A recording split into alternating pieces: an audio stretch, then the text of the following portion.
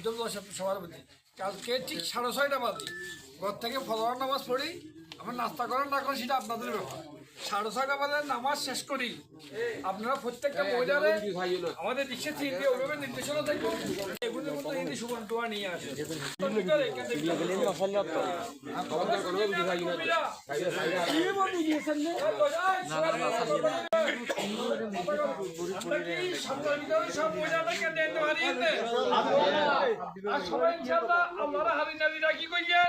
আমাদের যত কর্মী আছে কালকে একদিনের জন্য সকাল থেকে অথবা ভোটের রেজাল্ট দেওয়া পর্যন্ত ভাত খান নাস্তা করেন না করেন আমরা রোজা রাখতে রোজাতে রাখি, আমরা তো একদিন না খাইলেও চল, খাবো না খাবো এটা ব্যাপার ন।